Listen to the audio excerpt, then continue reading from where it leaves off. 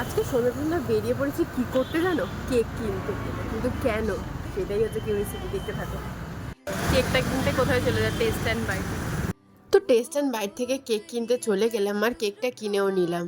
এই যে ইয়েলো কালারের পাইনাপেল কেকটাই কিনেছিলাম। তো চলো এইবার তোমাদেরকে বলেই ফেলি কেন কেকটা কিনতে গেছিলাম।